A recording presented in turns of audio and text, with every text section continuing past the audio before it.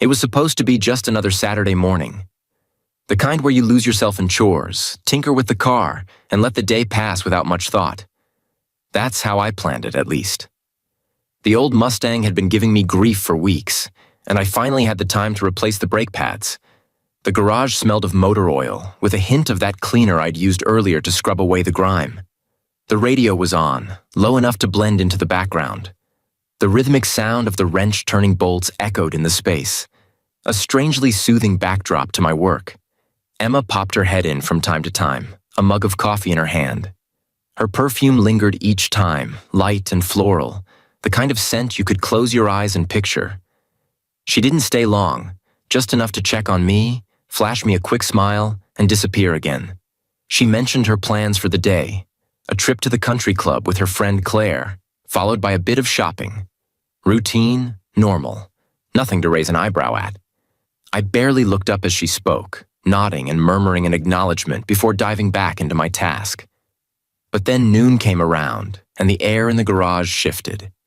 Emma walked in again, but this time she wasn't the same woman who had been flitting in and out all morning. She wore a beige dress that hugged her figure in a way that made you look twice, paired with elegant sandals that clicked softly against the garage floor. Her hair was styled, not in her usual quick ponytail or casual waves, but carefully, deliberately. She looked polished. Too polished for an afternoon with Claire. I paused, wrench in hand, and glanced at her. "You look nice," I said, keeping my tone neutral. Emma smiled, the corners of her lips curving just enough to show she'd noticed my reaction. She leaned down, kissed me on the cheek, and said, "Don't wait for me for dinner. We might stay out late." The words were simple, the tone casual, but something about them lingered. Maybe it was the way her perfume seemed heavier, or how her eyes didn't quite meet mine when she spoke. Or maybe it was nothing. Maybe I was imagining things. I didn't dwell on it. At least, not then. I went back to tightening the last bolt on the brake caliper, focusing on the task at hand. By the time I poured the brake fluid and tested the pedal, Emma was gone. The house felt quieter without her, the faint hum of the radio in the background now almost too soft to fill the space. I shrugged it off. People dress up sometimes. That's all it was, right? She and Claire probably had some fancy lunch spot in mind, a place where the waiters wore ties and the menu didn't have prices. Women like that kind of thing. I convinced myself it wasn't worth a second thought. But as the hours stretched on and the sun dipped lower in the sky, I found myself thinking about that dress, those sandals, and the way she said not to wait for her. Looking back, I think that was the first crack in the foundation. Small, almost imperceptible, the kind you don't notice until it starts to spread. But at the time, I didn't know any of that.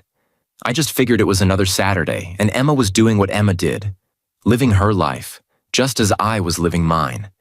If only it had stayed that simple. If only I hadn't started paying attention.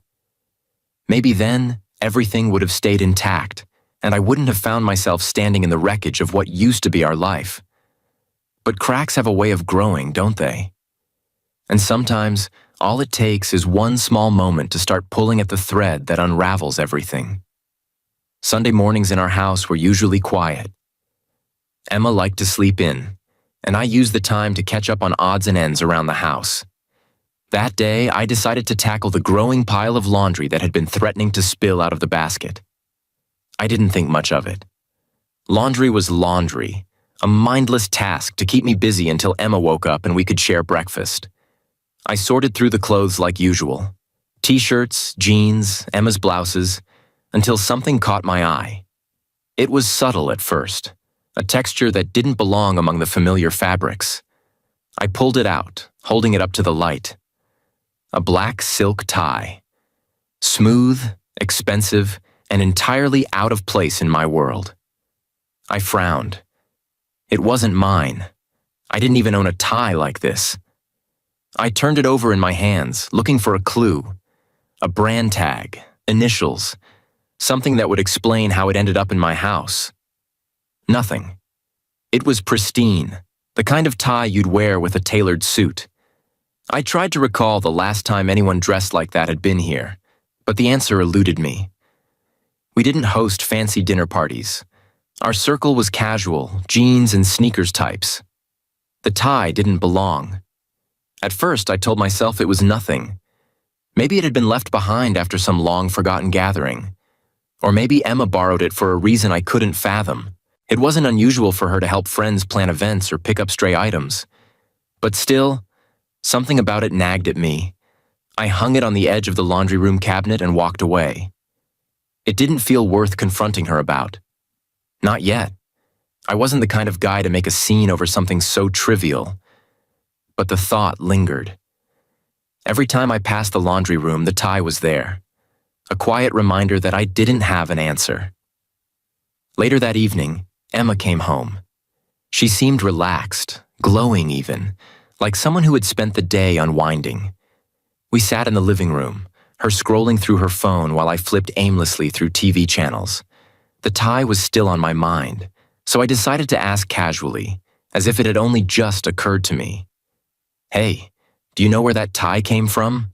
The one in the laundry?" Her eyes flicked toward the laundry room, and for a brief moment, a split second, her brow creased. It was subtle, the kind of thing most people wouldn't catch. Then she laughed, light and easy. "Oh, that's James. We were helping him prepare for his anniversary party last week. I must have accidentally thrown it in my bag." The answer was smooth. Practiced, almost, but not unbelievable. James was a mutual friend, the kind of guy who would wear a tie like that. It made sense. Yet something in her tone didn't sit right with me. I nodded, letting it go. "Makes sense," I said, keeping my voice even. But as she turned back to her phone, I couldn't help but notice how quickly the crease in her brow had disappeared. Like a door closing, shutting off whatever had been there for that brief, fleeting moment. That night, as I lay in bed, I thought about the tie, about her answer, about the way her laugh had felt just a little too light, her explanation a little too polished. It wasn't enough to accuse her of anything, but it was enough to plant a seed. Looking back, it's strange how something so small can hold so much weight. A tie, just a piece of fabric, but in that moment, it became something more. A question I couldn't shake. A mystery that felt like it might grow if I didn't keep an eye on it. I told myself to let it go, to trust her. But trust is a fragile thing. And once it's cracked, no matter how small the crack, you can't help but wonder when it'll shatter. By the following weekend, I thought the tie was behind me. Emma had offered an explanation, and there was no concrete reason to doubt her. But something about that moment, the faint crease in her brow, the practiced tone of her answer, stayed lodged in the back of my mind like a splinter. And it wasn't long before another oddity surfaced. It started innocently enough. We had planned a picnic, one of those rare moments where life slows down and you get to enjoy the little things. I decided to clean out Emma's car to make room for the cooler and blankets. I figured I'd find the usual suspects: reusable grocery bags, stray receipts, and maybe an old coffee cup. Instead, I found something I couldn't ignore. Tucked into the corner of the trunk, partially hidden beneath an umbrella, was a small velvet box.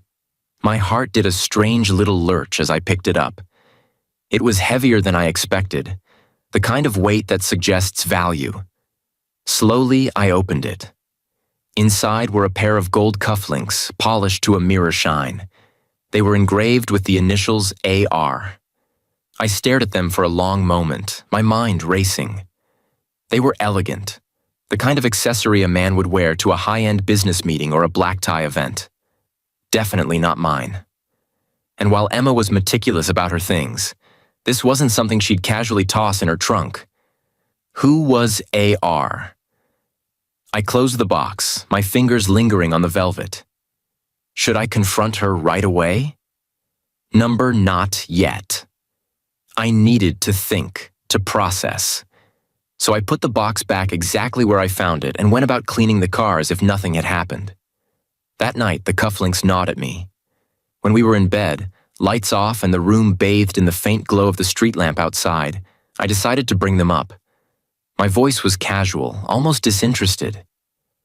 "I found cufflinks in your car today," I said into the dark. Emma shifted beside me, propping herself up on one elbow. Her silhouette was calm, but her voice carried a faint edge of surprise. "Cufflinks?" she repeated, as if she hadn't heard me right. "Oh, those must be Richard's. We were organizing an auction at work, and he asked me to hold on to them. I forgot they were there." Her explanation was quick, smooth, too smooth. But there was nothing in her tone that hinted at panic.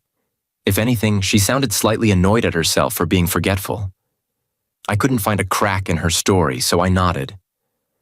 "Makes sense," I said, rolling onto my back. But it didn't make sense. Not entirely. The box had been in the trunk, buried under other items. If she was holding on to them for a work event, why not keep them in her office or somewhere more accessible? And why hadn't she mentioned them until now? Over the next few days, I started noticing patterns. Little things. Her phone, which she used to leave face up on the counter, was now always face down.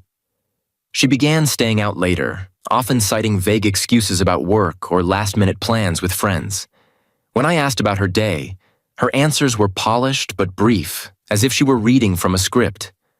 I told myself I was being paranoid, that I was stringing together unrelated events to create a story that wasn't there. But each new inconsistency felt like another thread being pulled from the fabric of our life together. Then, there was the gym. Emma had always been diligent about staying fit, but her routine became more erratic. Extra trips on weekdays, spontaneous sessions on weekends. When I offered to join her for a class, she laughed and said it was her alone time. None of it was damning on its own. A tie, cufflinks, extra gym visits. But together, they started forming a picture I didn't want to see. I found myself retracing her steps in my mind, replaying conversations, analyzing her tone of voice. There was nothing concrete to confront her with, but the distance between us was growing.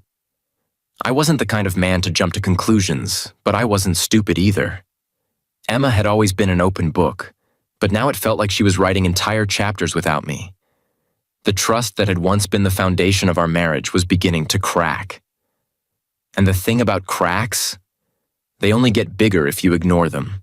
By this point, I couldn't ignore the feeling gnawing at me. Something was off. Emma's explanations were always neat and polished, almost rehearsed, and though they aligned with the evidence, they left a bitter aftertaste. It wasn't jealousy, and it wasn't paranoia. It was something deeper, an instinct I couldn't silence. But I wasn't ready to confront her outright. If I was going to take that step, I needed proof. Real, undeniable proof. I decided to proceed carefully, methodically. Emma was sharp, and if she was hiding something, she was doing it masterfully. One misstep on my part could ruin everything. I started with a simple, subtle test. One evening, Emma told me she'd be out with Claire again, this time for dinner at a restaurant they frequented. It sounded routine, nothing out of the ordinary. But I decided to call her about 45 minutes after she left, under the pretense of needing her help finding something. "Hey, Emma," I said, keeping my voice casual. "Sorry to bother you, but I can't find the kitchen renovation contract. Do you remember where it is?" There was a pause on the other end, just long enough to make me wonder if I'd caught her off guard. Then, her tone softened, steady as always. "Oh, it's in the blue folder in the hallway drawer. You must have missed it." I listened carefully, not just to her voice, but to the background noise. I could hear the faint hum of conversations, the occasional clink of glass, and soft music, exactly what you'd expect at a restaurant. Everything checked out. She even asked if I'd eaten dinner, a thoughtful question that seemed to reaffirm her innocence.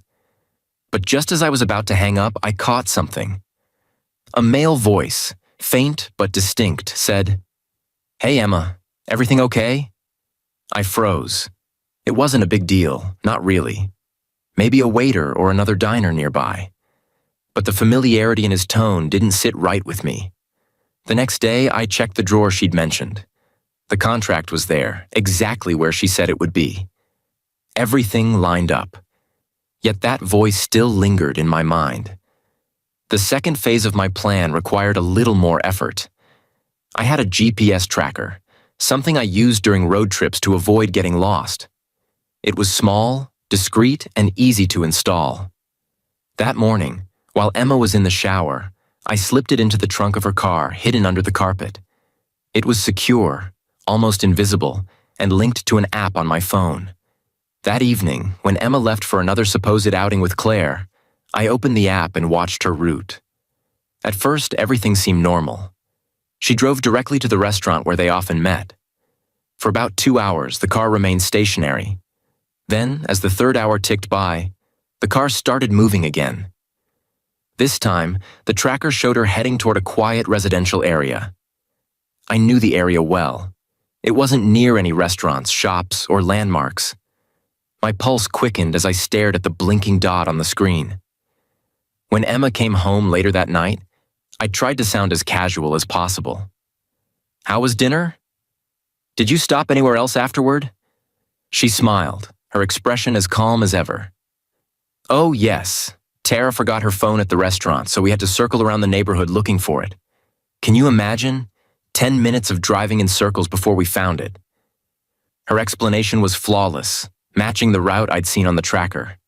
Every stop, every turn, it all added up. Yet something still felt off.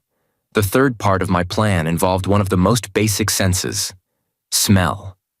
Emma had a favorite silk shawl she wore whenever she went out in the evening, but this time, she left without it. When she came home, her dress carried a faint, unfamiliar scent. Not her usual perfume, but something musky, distinctly masculine. "Did something happen?" I asked, feigning concern. "You smell different." Emma laughed softly. "Oh, the waiter spilled some cologne on me while clearing the table. Clumsy guy." Her answer was quick, but my gut told me otherwise. The inconsistencies, the vague explanations, they were all starting to add up. Each piece of the puzzle seemed innocent on its own, but together, they painted a picture I couldn't ignore. Emma was hiding something.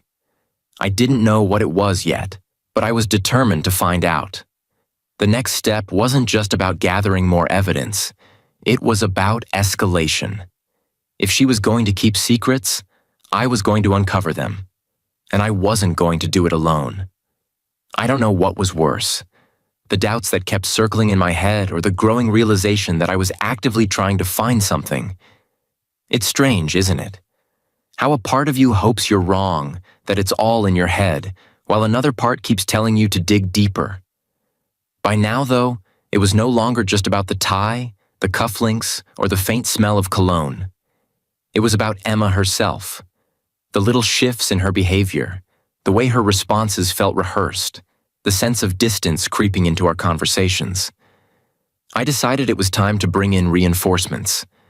Not the kind who would gossip or tell me to jump to conclusions, but people I trusted. Men who had stood by me through thick and thin. I needed fresh eyes, perspectives that weren't clouded by the emotions I was wrestling with. Ethan was the first to come to mind. He was my best friend from college, a guy who could pick apart a situation like a detective in a crime novel.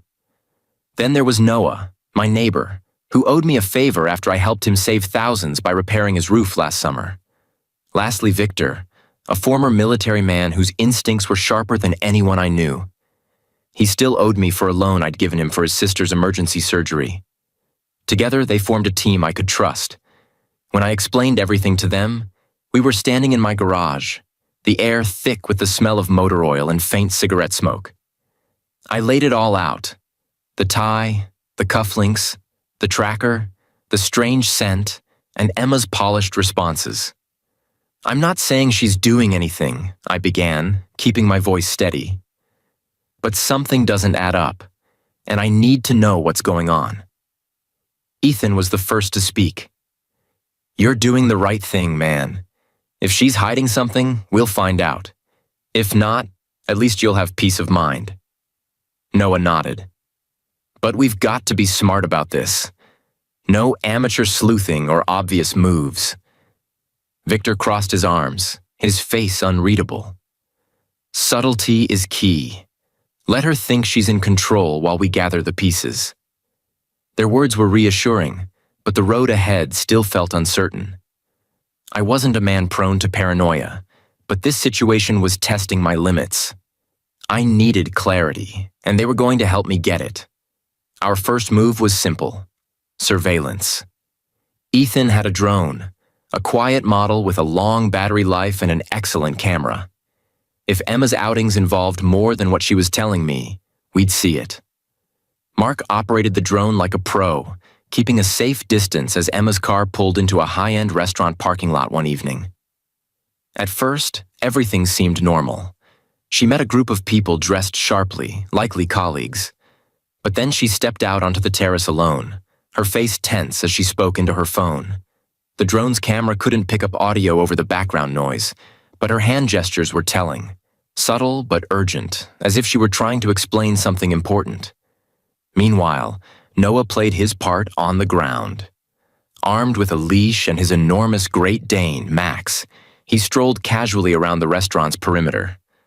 A guy walking his dog in an upscale neighborhood didn't draw much attention. He managed to overhear snippets of Emma's conversation. "No, I can't right now. It's too risky. We need to finish this by Friday." The tone wasn't romantic. It wasn't affectionate. If anything, Emma sounded scared. It raised more questions than answers. Victor, ever the strategist, took the next step. Using a fake name and a polished persona, he scheduled an appointment at Emma's workplace, posing as a potential client. He observed her closely during a meeting with her boss, Caleb. Their conversation was quiet, but Victor caught enough to understand the stakes were high. Phrases like, "If this gets out, the company won't survive," stood out. Whatever was happening, it wasn't petty. It was serious. We regrouped in my garage that night, the air heavy with unanswered questions. Each of us had brought back pieces of the puzzle, but the full picture still eluded us. Victor summarized it best. This isn't just about an affair. Whatever she's caught up in, it's bigger than that. Bigger. The word settled in my chest like a weight. For the first time, I wondered if Emma was in over her head, if she was a victim of something she couldn't control. Or worse, if she was an active participant. One thing was clear. I couldn't stop now. I had to know the truth, no matter where it led. And this was just the beginning. The pieces of the puzzle were starting to come together, but they didn't make a complete picture. Yet, the tie, the cufflinks, the faint male voice, the cryptic snippets of conversation overheard at the restaurant. None of it screamed outright betrayal, but it didn't sit right either. It was as though Emma had built a carefully curated facade, and no matter how polished it seemed, tiny cracks were beginning to form. Victor's observation from her workplace stuck with me. If this gets out, the company won't survive. Those words echoed in my head. What could be so damaging, so dangerous, that it had both Emma and her boss, Caleb, speaking in hushed tones behind closed doors? And why did Emma look so tense when she thought no one was watching? I decided it was time for more direct action. I wasn't going to confront her, not yet, but I needed to get closer, to observe her in her natural environment without her knowing. That's when Ethan came through with an idea. "I've got something for you," he said one night as we gathered in the garage. He pulled out a sleek velvet box and opened it. Inside was a pen, polished, elegant, and entirely unassuming. "It's not just a pen," he explained, turning it over to reveal a tiny, nearly invisible camera embedded near the clip. "Give her this. Say it's a corporate gift or something. She'll never suspect it." It was perfect, a simple, unobtrusive way to keep an eye on her office interactions. The next morning, I left it on the kitchen counter with a note. "Thought you'd like this for work. Looks professional. R." When Emma saw it, she smiled, thanked me, and tucked it into her bag without a second thought. That evening, as I reviewed the footage with Ethan and Noah, my stomach tightened. The camera was angled slightly askew, capturing only part of her desk and the doorway. At first, the day's activity seemed routine. Emma typing away on her laptop, taking calls, and occasionally glancing at her phone. But then Caleb walked in. The energy in the room shifted instantly. He didn't knock. He simply entered, closing the door behind him. Emma's body stiffened, her fingers pausing mid-typing. Caleb leaned over her desk, his voice low but firm. The camera didn't pick up every word, but it caught enough to send a chill down my spine. "You understand what's at stake," Caleb said, his tone sharp. "This isn't optional, Emma." Her voice, when she finally responded, was quiet, hesitant. "I know, but I'm running out of time. I don't want to do this." "You don't have a choice," Caleb snapped, cutting her off. "If Alex finds out—" He didn't finish the sentence, but the implication hung heavy in the air. Emma turned her face away from the camera, but her shoulders slumped as though the weight of the world had just settled on them. Caleb straightened, smoothing his tie. "You'll do what needs to be done. You don't want this getting out any more than I do." With that, he left, closing the door behind him. Emma remained seated, her head in her hands, her body trembling ever so slightly. The footage ended there, but it was more than enough. My mind raced with questions. What didn't Emma want me to find out? What was Caleb holding over her? And why did it seem like she was trapped in something much bigger than just the two of us? I didn't sleep that night. I lay awake, staring at the ceiling, trying to make sense of what I'd seen. Part of me wanted to confront her immediately, to demand answers and lay it all bare. But the other part, the rational, calculating part, knew better. I needed more. If I was going to confront Emma, I couldn't go in half-cocked. I needed something undeniable. The next day, I called Victor. "She's in over her head," I said. "But I still don't know how much of this is her doing." Victor didn't miss a beat. "Then we keep digging. No assumptions, no accusations, just the facts." And so we pressed on, determined to uncover the truth, no matter how messy or painful it turned out to be. The cracks in Emma's facade were widening, and soon I knew the whole thing would come crashing down. I just wasn't sure if I was ready for what I might find. The footage of Caleb and Emma's tense exchange played on a loop in my mind. I could no longer convince myself this was about a simple misunderstanding or a coincidence. The weight of their words. "If Alex finds out," pressed down on me like a lead blanket. I didn't know whether Emma was a victim or an accomplice. But the time for wondering was over. I needed answers, and I needed them now. The opportunity came sooner than I expected. Emma had left her laptop open in the living room one evening after working late. It was an uncharacteristic move. She usually logged out or took her devices to the bedroom. I waited until she went upstairs to shower, then quietly sat down at the coffee table. My hands hovered over the keyboard, trembling slightly as I debated whether to cross this line. I told myself it wasn't snooping. It was the pursuit of the truth, a necessary step to preserve whatever trust might still exist between us. I clicked on her messaging app, my heart pounding in my ears. The chat window with Caleb was already open, the most recent messages staring back at me like a slap in the face.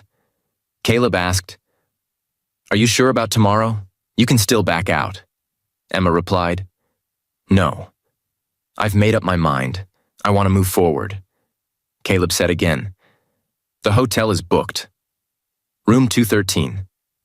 I'll meet you there at 7. And Emma replied, "Understood. I'll be there." The words hit me like a freight train. There was no ambiguity here, no wiggle room for doubt. Emma wasn't being manipulated. She was actively participating. Whatever was going on, she had chosen this path willingly. I snapped a picture of the screen with my phone, then carefully closed the laptop and returned it to its original position. I sat back on the couch, staring at nothing, as the realization settled in. She wasn't just hiding something. She was actively deceiving me. The next day, I began preparing for the inevitable confrontation. I couldn't go in blindly, fueled by anger. That would only lead to chaos. No, I needed a plan, a methodical, calculated approach. This wasn't just about satisfying my curiosity anymore. It was about protecting myself, my home, and everything I had worked for. I installed a small camera in Emma's car, carefully tucking it into the dashboard's plastic lining. It was nearly invisible, and with the live feed linked to my phone, I could watch her movements in real time. That evening, when she said she was heading out for a work meeting, I waited until she left and then opened the app. Emma's route was predictable at first. She drove straight to a high-end restaurant downtown, parking in a secluded corner of the lot.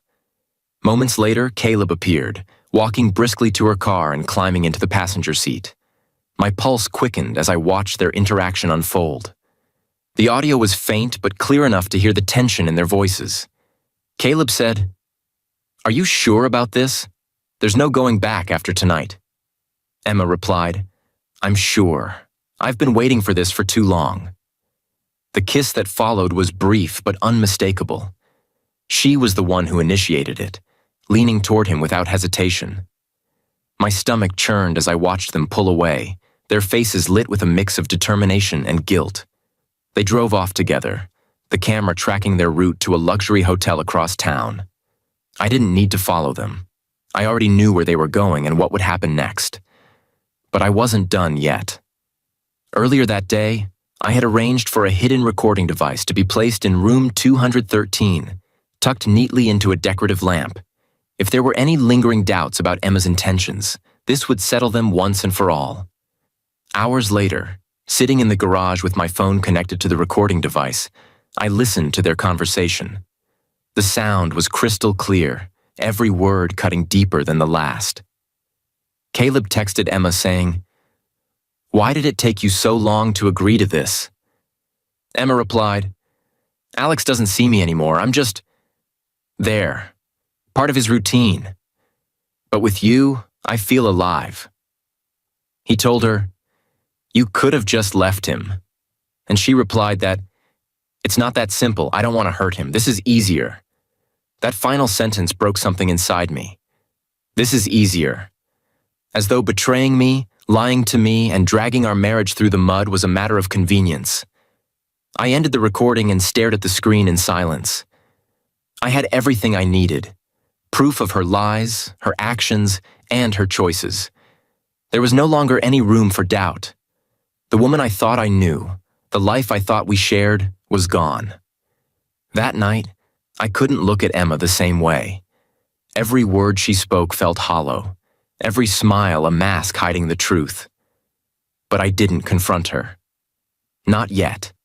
If I was going to do this, I was going to do it on my terms. The cracks in our marriage had widened into a chasm, and soon, everything would collapse. But when it did, it would be on my timeline. I wasn't going to lash out or lose control. I was going to expose her lies with precision, leaving no room for excuses. And believe me, when the time came, she wouldn't see it coming. If I was going to confront her, it needed to be methodical, undeniable, and inescapable.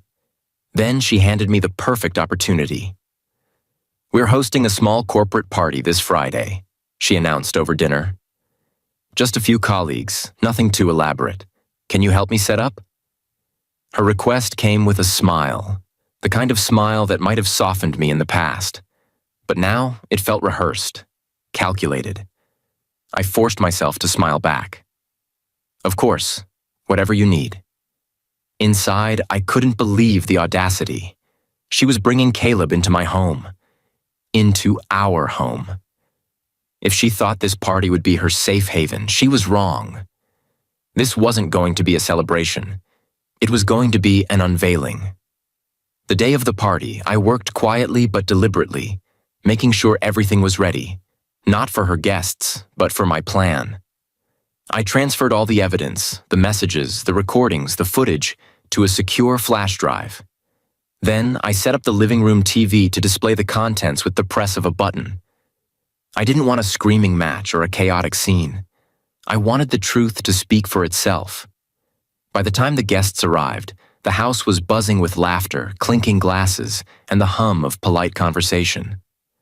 Emma floated through the room, charming everyone with her smile and effortless grace.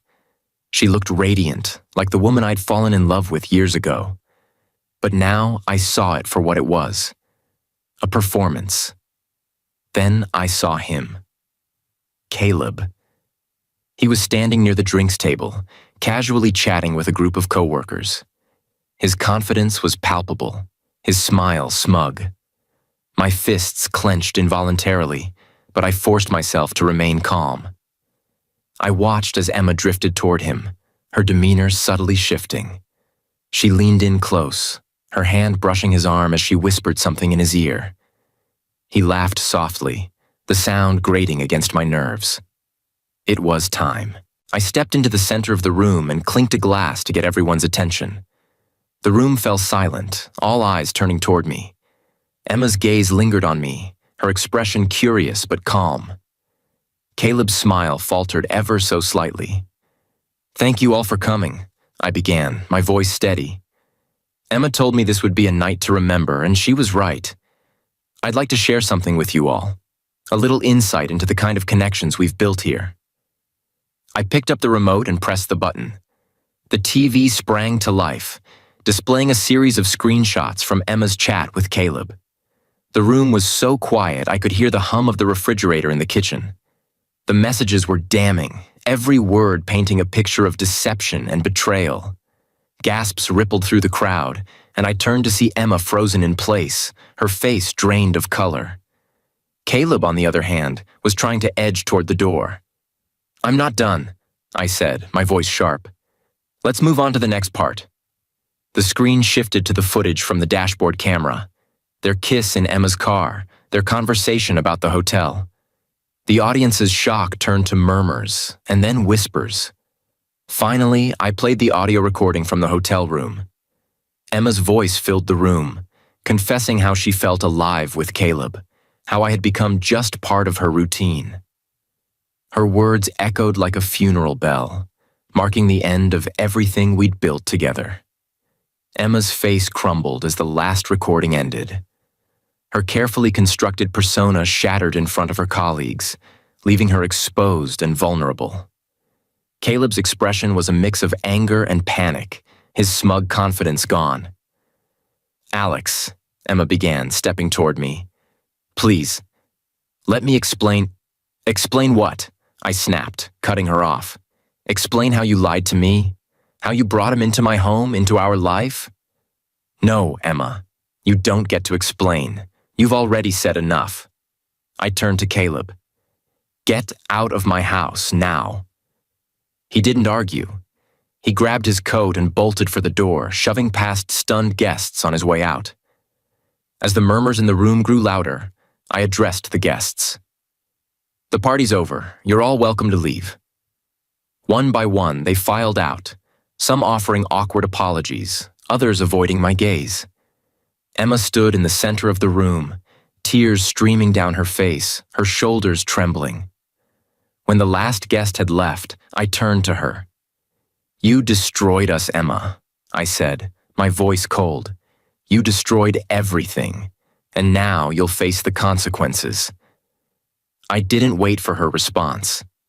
I walked upstairs, leaving her standing alone in the wreckage of the life we had built together. That night, I slept in the guest room, my heart heavy but my resolve unshaken. The next day, I contacted my lawyer. This wasn't just about divorce. It was about making sure she couldn't take anything else from me.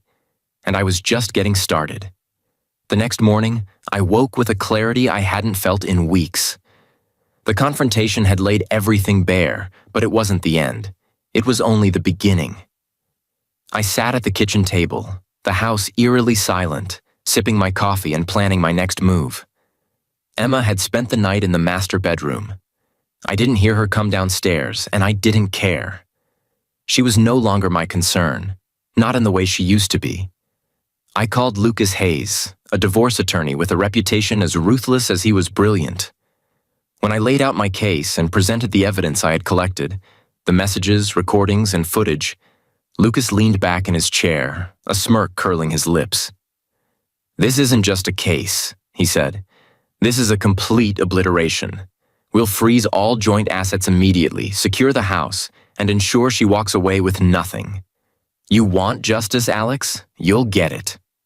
Lucas wasted no time. By the end of the day, Emma's access to our joint accounts was frozen.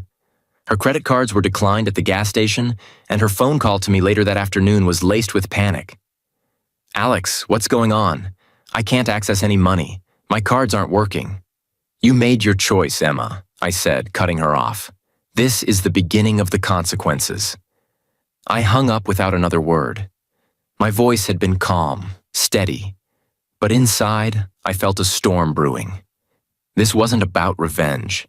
It was about justice, about reclaiming control over a life she had so thoroughly disrupted. Lucas had another ace up his sleeve, the professional implications of Emma and Caleb's affair. He compiled a detailed report, complete with every piece of evidence, and sent it directly to the board of directors at their company. The corporate world is a ruthless place, and scandals like this aren't just frowned upon. They're career-ending. Within days, Caleb was summoned to an emergency meeting. According to Lucas's sources, the chairman didn't mince words. "You've violated our code of conduct, misused your authority, and jeopardized the integrity of this company. You're terminated, effective immediately." There was no severance package, no soft landing. Caleb left the building with a single box of his personal belongings, his reputation in tatters. Emma wasn't spared either. Although she wasn't fired outright, she was suspended indefinitely pending an internal review. In the corporate world, a suspension like that is just a polite precursor to being let go. Her professional life, much like her personal one, was crumbling around her. The courtroom became our final battleground. In our state, adultery was still a significant factor in divorce proceedings, and Lucas made sure every damning piece of evidence was presented. The messages, the recordings, and the footage all entered into public record. The details of Emma's betrayal were laid bare for everyone to see. When the judge delivered the final verdict, it was a clean sweep. The house was awarded to me, along with all our joint bank accounts and investments. Emma was denied alimony, and she was ordered to cover all legal fees associated with the case. She left the courtroom with nothing, no home, no money, and no safety net. But Lucas wasn't done. He suggested, and I agreed, that the evidence should remain in open court, accessible to anyone who cared to look. Friends, colleagues, and even strangers could read Emma's words, hear her voice, and see the footage that had exposed her lies. The whispers began almost immediately, and her polished image disintegrated under the weight of public scrutiny. A few weeks later, Emma showed up at the house that was now mine. She stood on the porch, clutching a small suitcase, her face pale and tear-streaked. I stepped outside, holding a cup of coffee, and leaned against the doorframe. "Alex, please," she whispered, her voice barely audible. "I don't know where to go. I'm so sorry." I looked at her for a long moment, my expression unreadable. Then I took a slow sip of my coffee, letting the silence stretch. "I don't care about your regrets, Emma," I said finally, my tone as cold as the winter wind. "You made your choice. Now live with it." She opened her mouth to say something else, but I turned and shut the door in her face. The sound of the latch clicking into place felt final, like the closing of a chapter I never wanted to read again. I stood in the quiet of my home, staring out the window as Emma's figure disappeared down the driveway. For the first time in weeks, I felt something close to peace. The love I had once felt for her was gone, replaced by a cold resolve to rebuild my life on my terms. She had destroyed everything we had, but I hadn't let her win. I had taken back control, piece by piece, and ensured that her betrayal would follow her for the rest of her life. I didn't feel pity. I didn't feel sorrow. All I felt was the satisfaction of knowing that justice had been served. And as I sat back in my chair, sipping my coffee, I realized I didn't just survive the storm. I had weathered it. And now, I was free. I still remember the exact moment I met Olivia Carter 3 years ago, like it was yesterday. My life was a mess back then. My apartment had turned into a swamp because the guy upstairs decided to leave his bathtub running like some kind of absent-minded idiot. Water poured through my ceiling, soaking everything I owned, and I was left with no choice but to crash at my best friend Marcus's place while the repairs dragged on. That's where she walked into my world, Olivia, his younger sister. I was sitting on Marcus's lumpy couch, sipping a cheap beer and feeling sorry for myself, when she breezed through the door. She was stunning. Long dark hair, bright green eyes that seemed to sparkle, and this confident smile that hit me like a punch to the chest. She didn't just walk into a room, she owned it. "You must be the flood victim," she said, her voice teasing but warm, and I laughed despite myself. She sat down next to me, closer than she needed to, and started asking me questions about my ruined apartment, my job, my life, like she actually cared. It felt good, you know? Like I was the only guy in the world worth talking to. We hit it off fast. Within a week, we were texting nonstop, and by the end of the month, we were dating. Olivia had this way about her. This magnetic pull that made people notice her, want to be around her. At parties, she'd be in the middle of the crowd, laughing, telling stories, her hands waving as she talked. Guys would hover, offering her drinks, and girls would hang on her every word. I'd watch from the sidelines, proud she was mine, but also a little uneasy. She's just friendly, I told myself. She loves the attention, but she's with me. And from the outside, we looked perfect. Me, the steady guy with a decent job, and her, the dazzling woman who lit up every room. I'd take her out to dinners, hold her hand, and feel like I'd won something big. She'd lean into me, whisper something funny, and I'd think, this is it. This is what people dream about. But even back then, there was this tiny voice in my head, quiet but nagging, wondering why she always needed every eye on her. I ignored it. Love makes you stupid like that. The first few months were a blur of excitement. She'd show up at my place, once it was fixed, with takeout and a bottle of wine, and we'd talk for hours. She had this effortless charm, this way of making me feel special, like I was the center of her universe. But looking back, I can see it wasn't always real. She'd flirt with waiters right in front of me, laughing it off when I'd frown. "Relax, babe, it's just fun," she'd say, and I'd let it go. She'd cancel plans last minute, leaving me waiting, but then she'd flash that smile, and I'd forgive her instantly. I told myself it was fine. She was lively, spontaneous, the opposite of boring old me. I liked that about her. At least, I thought I did. People would tell me how lucky I was, how Olivia was one of a kind, and I'd nod, grinning, because yeah, she was. But that magnetic pull she had, it wasn't just for me. It was for everyone. And deep down, I think I knew that from the start. I'd lie awake sometimes, listening to her breathe next to me, wondering if I was enough for someone like her. She was always chasing something, attention, excitement, the next big moment, and I was just me. Steady, reliable, the guy who paid his bills on time and didn't make waves. But she'd roll over, throw an arm across my chest, and I'd push those doubts away. She chose me. I'd tell myself, out of everyone, she's here with me. And for a while, that was enough. 3 years ago, when we met, I thought I'd found the woman I'd spend my life with. I thought I knew her laugh, her quirks, the way she'd light up when she talked about her dreams. But now, looking back, I realize I didn't know her at all. I saw what I wanted to see, and that was my first mistake. Looking back, the signs were always there, staring me in the face, but I was too caught up in Olivia to care.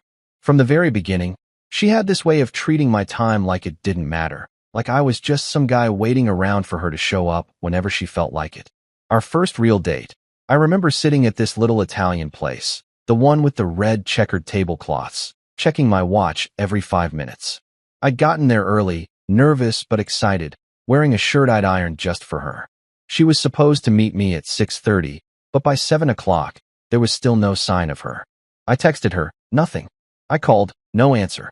Finally, at 7:20, she strolled in, hair messy like she'd just rolled out of bed, smiling like it was no big deal. Sorry, babe, got caught up with Sabrina, she said, sliding into the seat across from me. I wanted to be mad, but then she reached over, squeezed my hand, and started talking about her day like nothing was wrong. I let it slide. Love is about compromise, I told myself, sipping my water and nodding along. But it wasn't just that one time.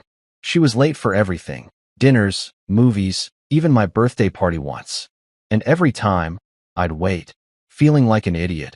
But I'd forgive her because I didn't want to lose her.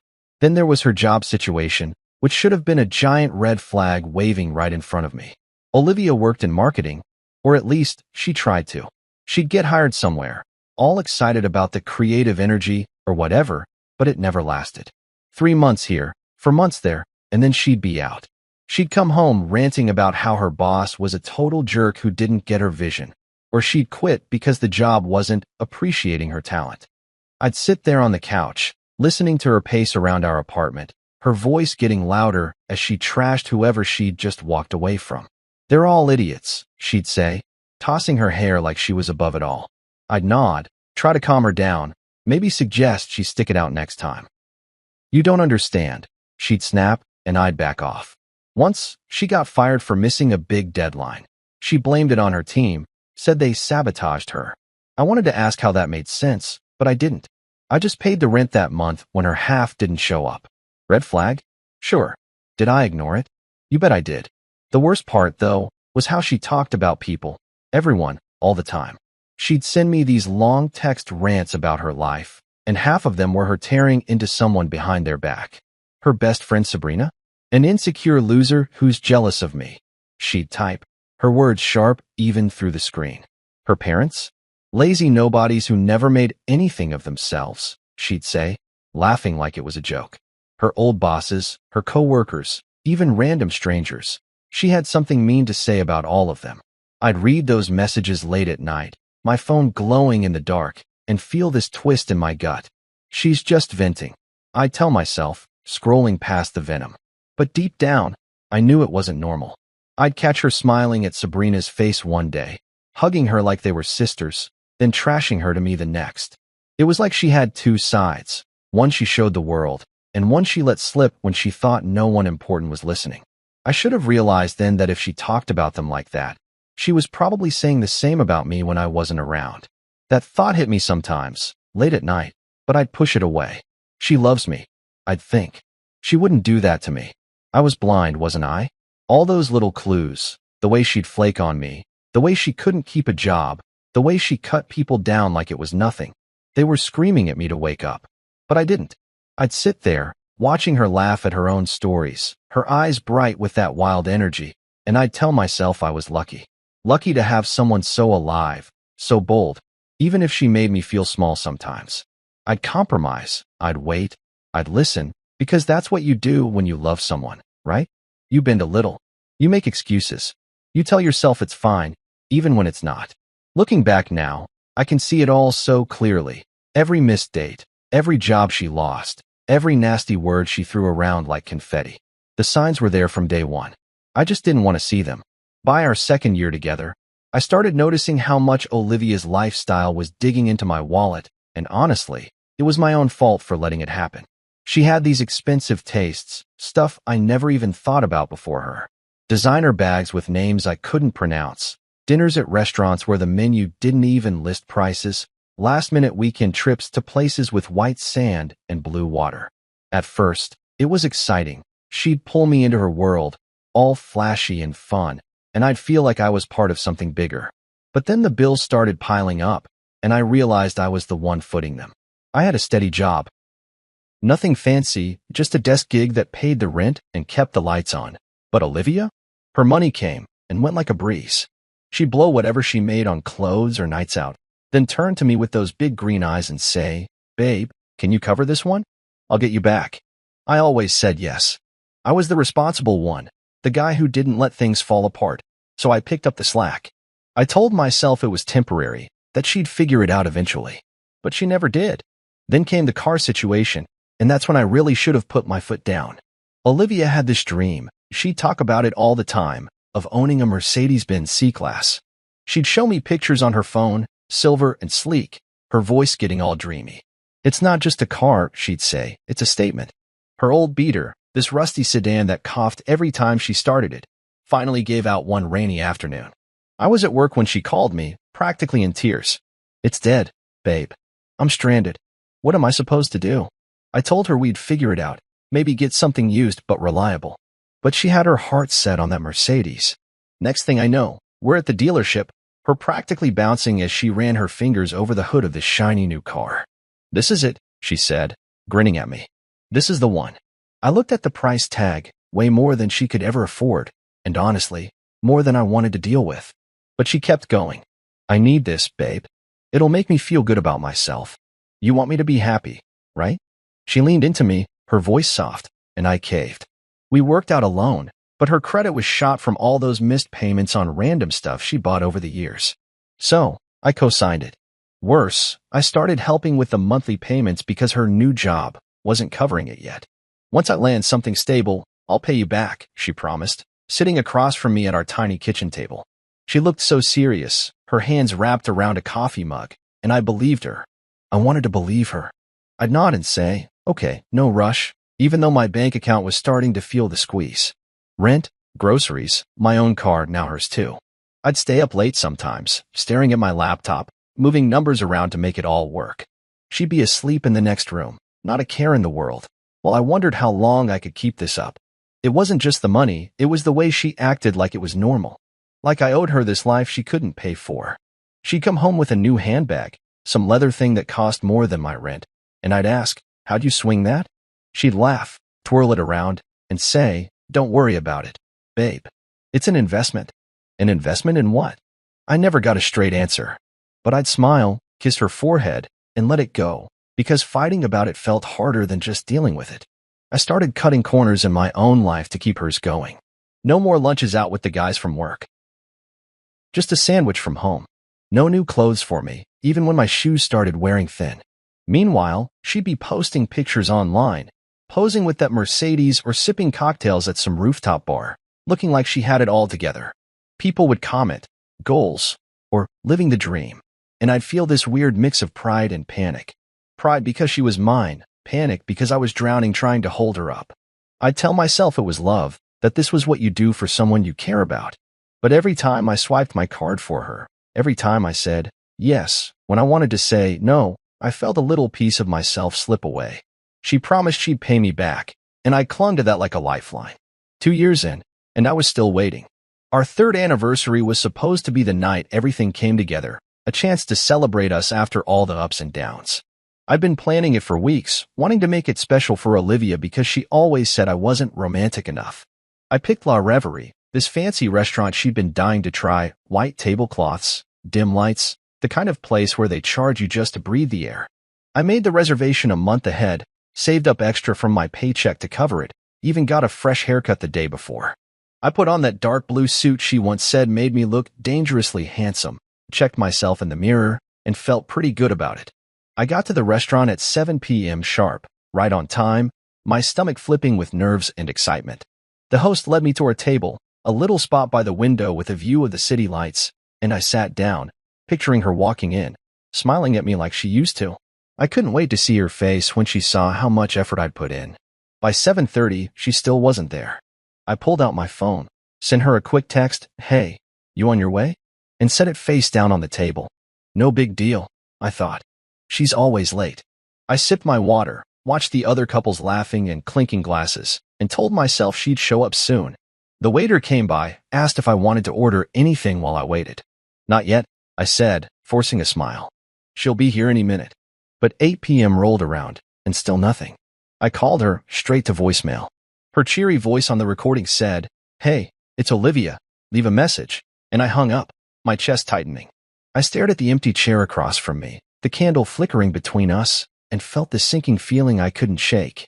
I should have left right then, grabbed my coat and walked out, but I didn't. I stayed, like some fool who couldn't admit the night was already falling apart.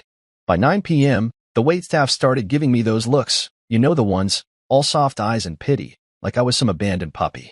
One of them refilled my water without me asking, and I mumbled a thanks, my face burning. I kept sitting there, checking my phone every few minutes, telling myself she'd have a good excuse. Maybe her car broke down again, or she got stuck in traffic. I'd wait a little longer, just in case. The restaurant hummed around me, people eating, talking, living their lives, while I sat frozen, holding on to this dumb hope. Then, at 10 p.m., the doors swung open, and there she was, Olivia, finally. But she wasn't alone. 3 of her friends trailed behind her, all loud and giggling, their faces flushed like they'd already been drinking somewhere else. She spotted me, waved like it was nothing, and sauntered over with them in tow. "Hey, babe," she said, dropping into the chair across from me like she hadn't just made me wait 3 hours. Her friends, some guy named Noah, a girl with pink hair, and another I didn't recognize, pulled up extra chairs, crowding our table. They were tipsy, laughing too loud, acting like this was their night, not ours. I stared at her, my mouth dry, trying to figure out what to say. "You're late," I managed, but she just shrugged. "Yeah, we hit a bar first. Lost track of time. You know how it is." I didn't know how it was. I'd been sitting there, alone, while she was out partying without even a text. Before I could say anything else, she leaned back, smirking, and said it, loud enough for half the restaurant to hear. "See? Told you he'd still be here like a pathetic puppy." Her friends burst out laughing, this sharp, cruel sound that cut right through me. Noah, this smug guy with a stupid earring, grinned at me and said, "Damn, she wasn't kidding. You're trained real good." The girl with pink hair snorted into her hand, and the other one cackled like it was the funniest thing she'd ever heard. I just sat there, silent, my hands clenched under the table, feeling every eye in the place turned toward us. Olivia laughed too, tossing her hair, like she'd scored some big win. I looked at her, the woman I'd spent 3 years loving, the woman I'd dressed up for, waited for, and saw something I hadn't let myself see before. She wasn't just late. She wasn't just careless. She was humiliating me, right there in front of everyone, and she didn't even care. The night I'd built up in my head was gone, shattered by her words, and all I could do was sit there, the pathetic puppy, watching it happen. I didn't say a word after Olivia dropped that line about me being a pathetic puppy. I didn't yell, didn't flip the table, didn't even let my face show how much it stung, like a knife twisting in my gut. Her friends were still laughing, their voices bouncing around the restaurant, and she just sat there, smirking, sipping the cocktail Noah had ordered for her like this was all some big game. I could feel the heat creeping up my neck, the shame of it all, but I kept it locked down. I wasn't going to give her the satisfaction of seeing me break. The waiter came by again, hovering near the table, probably wondering if this mess was worth his tip. I caught his eye, gave him a tight smile, and said, "Another drink, please." My voice was steady, calm, like I was just some guy enjoying his night. He nodded and scurried off, leaving me there with Olivia and her circus. Inside, though, my mind was racing. What the hell was I doing? Why was I still sitting there, taking this? They kept going, ordering appetizers, fancy little plates of shrimp, and some cheesy bread thing, chattering like I wasn't even there. Olivia barely looked at me, too busy laughing at Noah's dumb jokes or flipping her hair for the pink-haired girl's Instagram story. I watched her, really watched her, and it hit me hard. This wasn't love. Not anymore. Maybe it never was. She'd turned our anniversary into her stage, and I was just a prop, a sad, stupid prop she could mock to make herself look big. My drink came, a whiskey on the rocks, and I took a slow sip, letting the burn settle in my throat. "You okay, babe?" she asked at one point, her tone half teasing, half bored. I nodded, said, "Yeah, fine," and she went right back to ignoring me. That's when I decided I was done. Not just with the night, but with her. All of her. I waited for the right moment. They were distracted, arguing over who'd get the last shrimp, when I pushed my chair back and stood up. "Be right back," I said, casual as anything, and headed toward the restroom sign. My heart was pounding, but my steps were steady. I passed the bathroom door, kept walking, straight through the kitchen where a cook glanced at me funny, and out the back exit into the cool night air. I didn't stop. I didn't look back. The street was quiet, just the hum of cars and the distant buzz of the city, and I pulled out my phone. Marcus picked up on the second ring. "Hey, man, you good?" he asked, his voice groggy like I'd woken him up. "Pick me up in 10, I said, giving him the cross streets a block away from La Reverie. "Everything okay?" he pressed, but I just said, "Yeah, just come get me." He didn't argue, Marcus never did when I sounded like that, and I hung up, leaning against a brick wall to wait. I stood there, hands in my pockets, the whiskey still warm in my chest, and pulled up Olivia's number on my phone. My thumb hovered over it for a second, thinking about all the times I'd called her, waited for her, begged her to care. Then I hit block. Just like that. No big speech, no dramatic goodbye, just gone. Marcus's beat-up truck rolled up a few minutes later, headlights cutting through the dark. I climbed in, slammed the door, and he looked at me, eyebrows raised. "You gonna tell me what's up?" he asked, pulling back onto the road. I stared out the window, the city lights blurring past, and said, "Not yet." He nodded, turned up the radio, and drove. I didn't feel free, not then. Not with her words still echoing in my head, but I felt something else. Resolve, maybe. Like I'd finally taken a step I should have taken years ago. Walking out of that restaurant wasn't loud or messy, but it was final. A silent execution of everything we'd been. But I wasn't done. Not even close.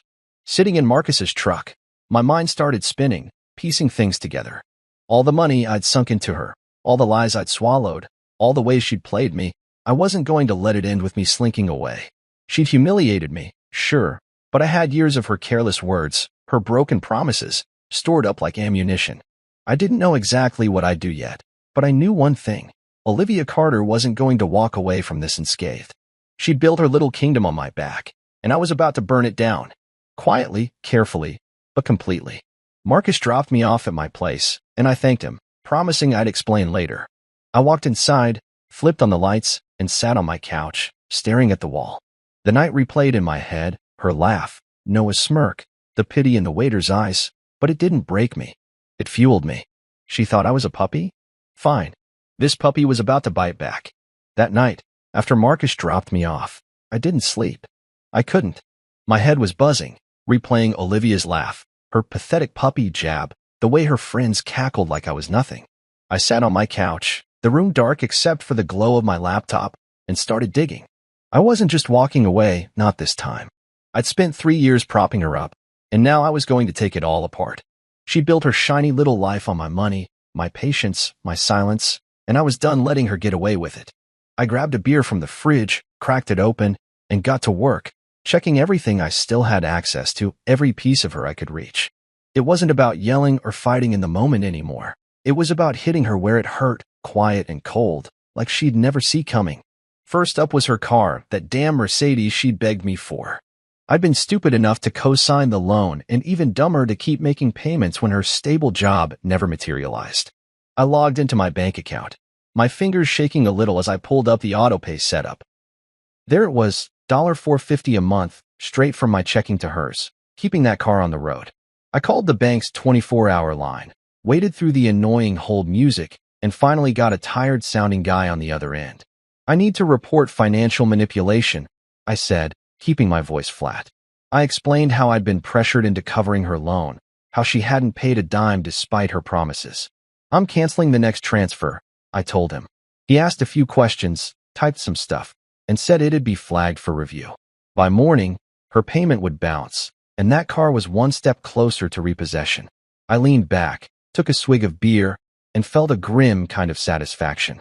She loved that thing, paraded it around like it proved she was somebody. Let's see how she liked it when the tow truck showed up. Next, I opened my phone and scrolled through years of her voice messages. I'd saved them all, mostly because I'm lazy about clearing my inbox, but now they were gold.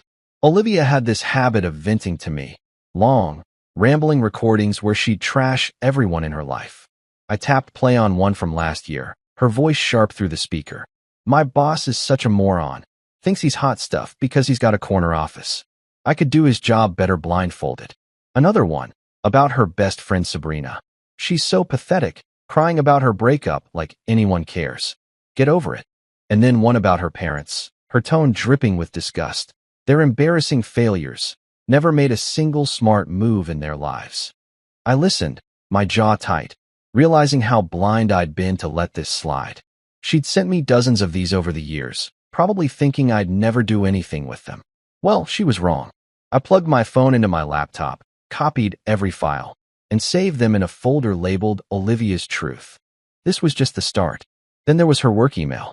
She'd used my laptop a few times when hers crashed, and, lucky for me, she'd stayed logged in. I clicked into her inbox, half expecting it to be locked by now, but there it was. All her messages, right in front of me. Most of it was boring, marketing pitches, meeting invites, but then I found the good stuff. She'd been using her company account for personal endeavors, like emailing some side hustle she'd never told me about, selling overpriced skincare junk to her friends. Worse, there were chats with a coworker where she called their boss a spineless creep and bragged about slacking off. I screenshotted everything, my heart pounding as I pictured her face when this came back to bite her.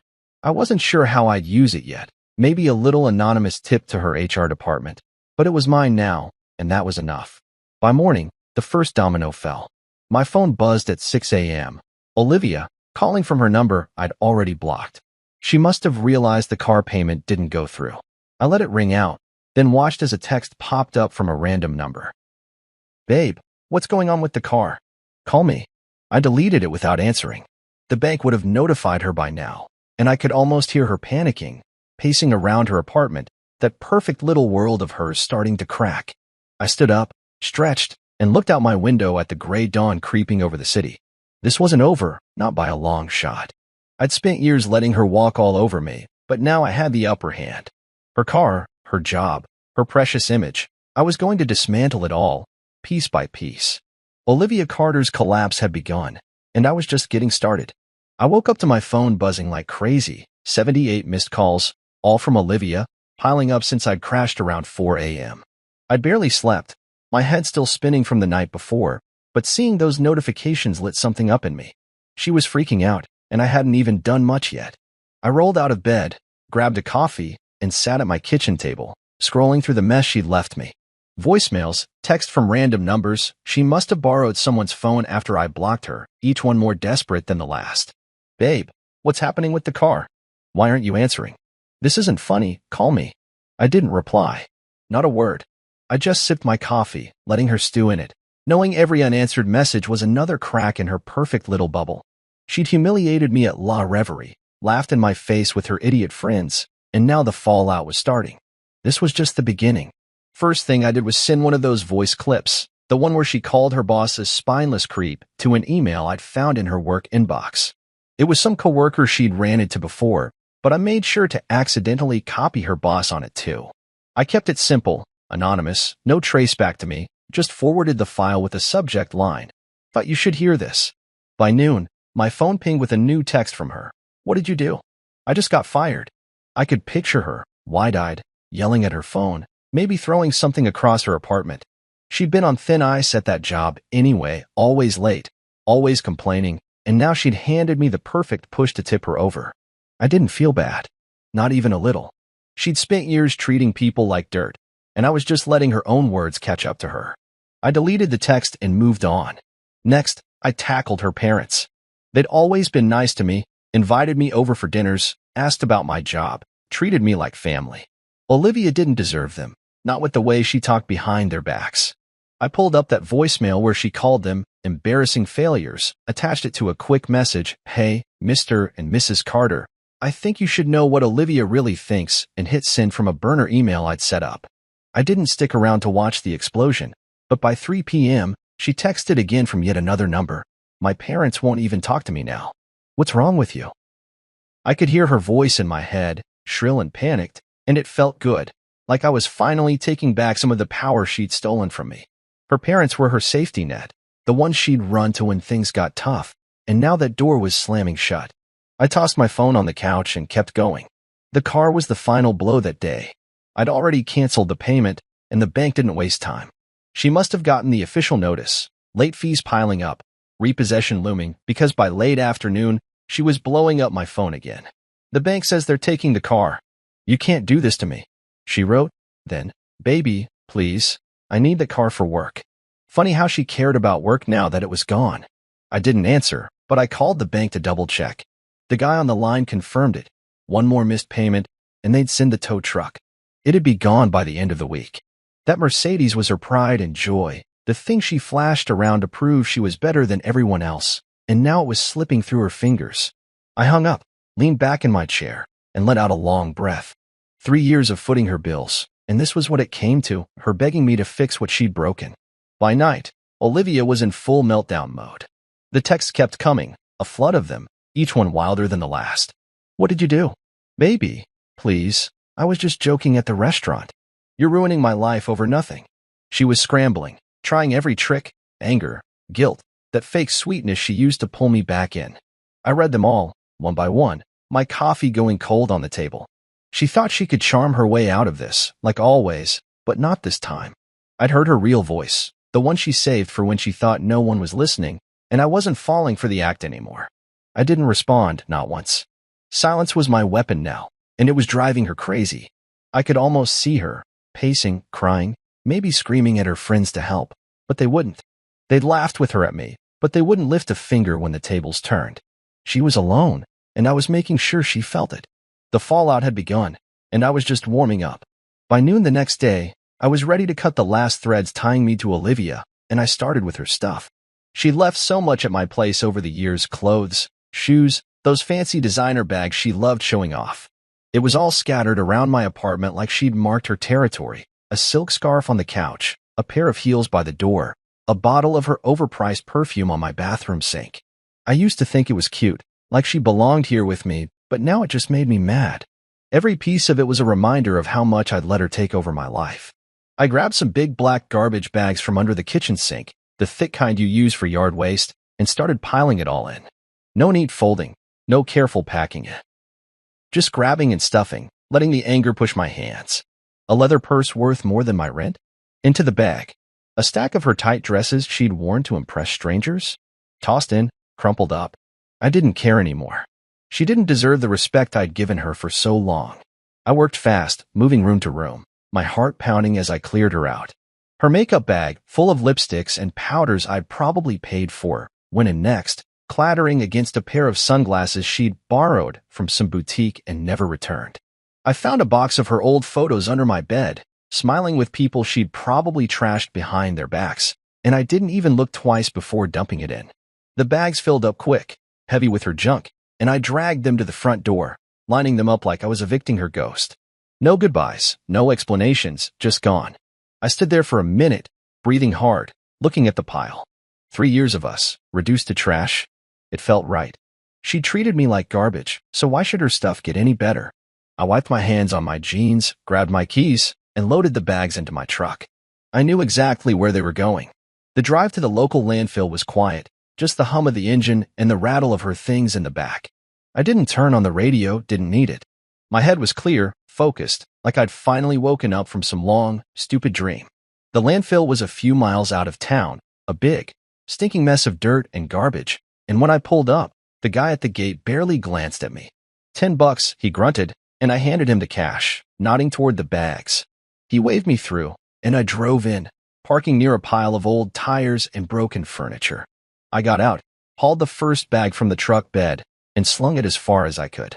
It landed with a thud, splitting open a little, spilling some of her clothes into the muck.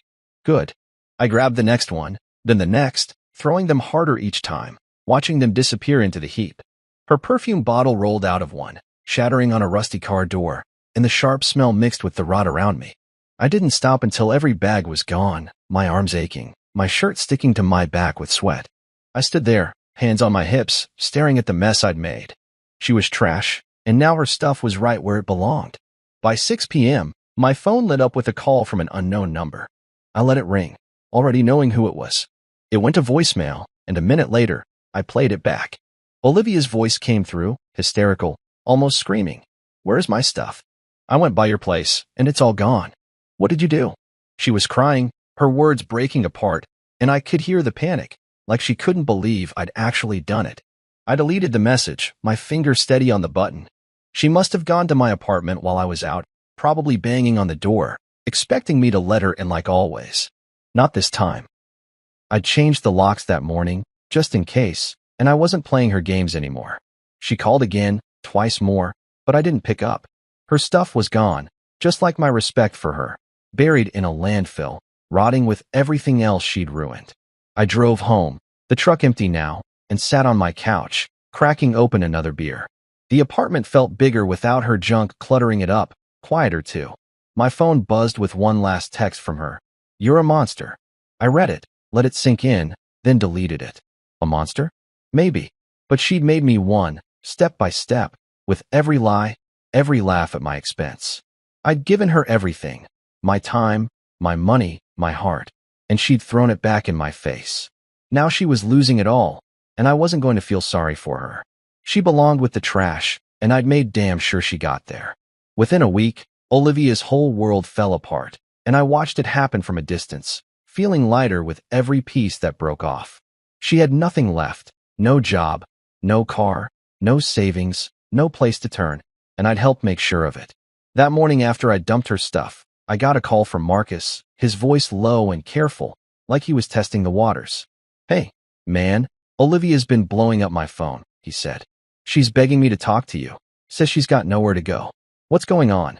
I leaned against my kitchen counter, staring at the coffee pot bubbling away, and told him the short version, how she'd humiliated me at La Reverie, how I'd walked out, how I'd started unraveling her life.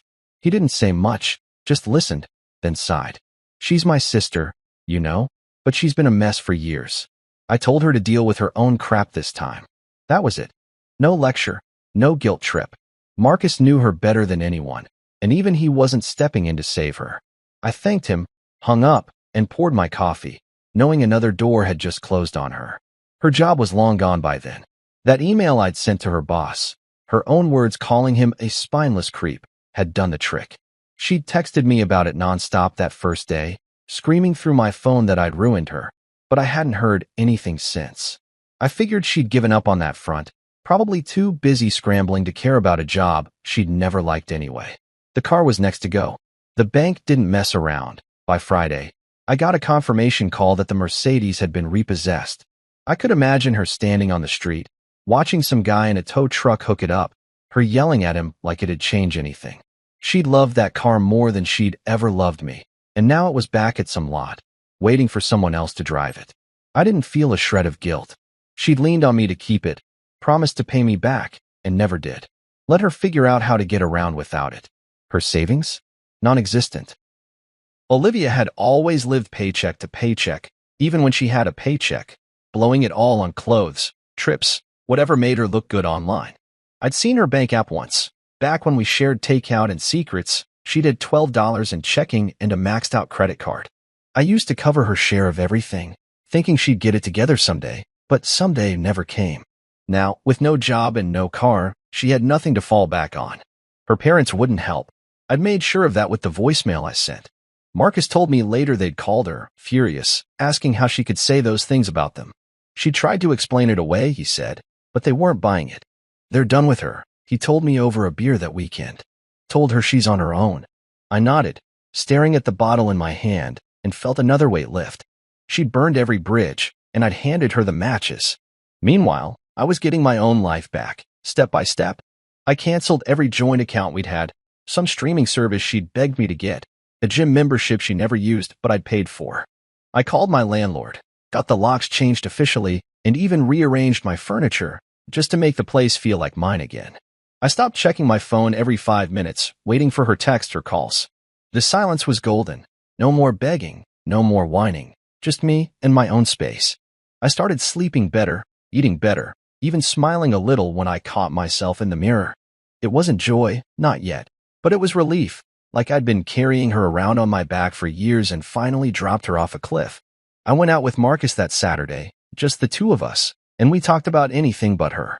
Football, work, some dumb movie we'd both seen. It felt normal, like I was a person again, not just Olivia's doormat. She was crashing hard, and I wasn't lifting a finger to stop it. Marcus said she'd been crashing on a friend's couch, Noah's, maybe, that jerk from the restaurant. But even that wouldn't last. Her friends were the type who'd laugh with her when she was up, but scatter when she was down. She'd begged Marcus to mediate, to fix this with me, but he'd shut her down cold. "You made your bed," he'd told her, and I could have hugged him for it. Olivia had nothing. No money, no wheels, no family, no me.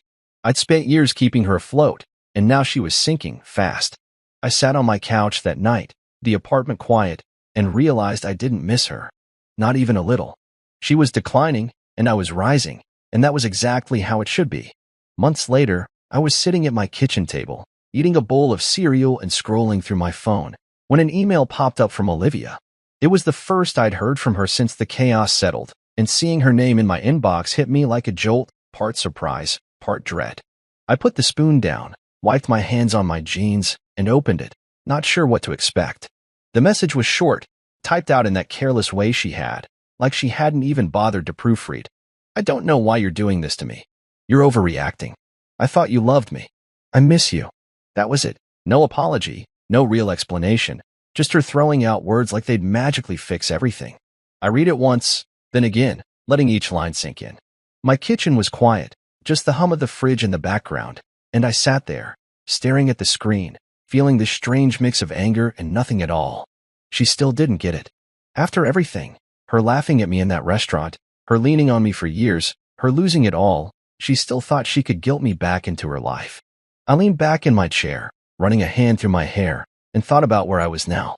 The apartment was mine again, clean, simple, no trace of her left. I'd gotten a raise at work a few weeks back, nothing huge, but enough to feel good about. I'd started going out more, grabbing beers with Marcus or catching a game with the guys from the office, and I didn't spend my nights waiting for someone who'd never show up. My bank account was mine too. No more bailing her out, no more watching my money vanish into her hands. I'd even picked up running, something I'd always meant to do, and I'd go out in the mornings, the air cold against my face, feeling stronger every day. Life wasn't perfect, but it was better, way better, without her dragging me down. And here she was, popping up like a ghost, trying to pull me back into her mess with a few whiny sentences. I thought about replying, just for a second. I could have typed out everything. How she'd humiliated me at La Reverie, how I'd sat there while her friends laughed, how I'd spent years paying for her dreams while she mocked me behind my back. I could have told her about the car, the job, her stuff in the landfill, how I dismantled her life piece by piece because she'd pushed me too far. My fingers hovered over the keyboard, itching to let it all out, to make her see what she'd done. But then I stopped. What was the point? She wouldn't listen. She'd never listened. She'd twist it around, cry about how I was the bad guy, how she was the victim in all this. I'd seen it before, those big eyes filling with tears, that shaky voice begging me to forgive her, and I wasn't falling for it again. She didn't deserve my words, my time, my anything. I'd given her enough already. So I deleted it. Just like that. I highlighted the email, hit the trash button, and watched it disappear from my inbox. No hesitation, no second thoughts. It felt good, clean, like scrubbing a stain off the counter. I picked up my spoon, took another bite of cereal, and kept scrolling some dumb meme Marcus had sent, a news headline I didn't care about. Olivia's message was gone, and I wasn't going back to dig it out. She could miss me all she wanted, but I didn't miss her, not the real her, the one who'd shown up that night at the restaurant, loud and cruel and careless. I'd missed the idea of her, maybe, back when I thought she was someone worth loving. But that was over. I learned my lesson, and I wasn't unlearning it for her. I finished my breakfast, rinsed the bowl, and headed out for a run. The March air was crisp, the sky gray but brightening, and my shoes hit the pavement in a steady rhythm. I thought about her email as I ran, how it was her last try, her final swing at getting me back. She didn't know why I'd done it? Fine. She didn't need to. I'd done it because she'd shown me who she really was, and I believed her. Finally.